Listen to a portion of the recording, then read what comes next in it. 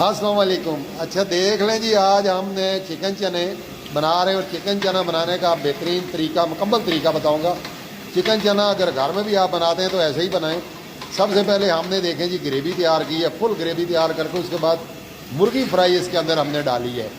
मुर्गी फ्राई डाल दी है इसके अंदर। और जब मुर्गी तैयार हो जाएगी मुकम्मल 80% मुर्गी पक जाएगी, उसके बाद इसके अंदर हम डालेंगे चने।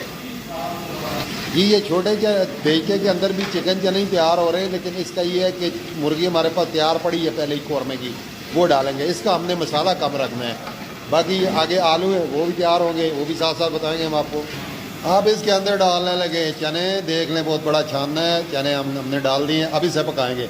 मुर्गी हमने पकाई है तकरीबन 15 मिनट। मुर्गी बिल्कुल तैयार हो चुकी है 80%। उसके बाद इसके अंदर हमने डाले हैं चने।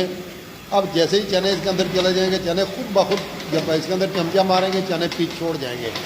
लास्ट टाइम इसके अंदर हमने लगाना है जी चिट्टा मसाला, दूध, दही और क्रीम। देख लें ज़बरदस्त सी रेसिपी आ गया जी चिट्टा मसाला। चने अगर आप घर में भी बनाएं तो ऐसे ही बनाएं, ग्रेवी तैयार करके। मुर्गी 80% तैयार कर ग्रेवी के अंदर तैयार हो जाए, उसके बाद आप चने डालें। चने मुकम्मल गले हुए होने चाहिए और तब जाके आपका चिकन चना बहुत अच्छा बनेगा। यहाँ अगर चना थोड़ा सा भी खड़ा रह जाएगा तो वो क्या होगा कि थोड़ा सा खाने में अच्छा नहीं लगेगा। जब चना गल जाएगा तो ज़बरदस्त सी लुक की भी इसकी आएगी और इसकी ग्रेवी भी बहुत थिक होगी। हमारा चिकन चना देख लें, इतना मज़ेदार सा गोल्डन सा इसका कलर है।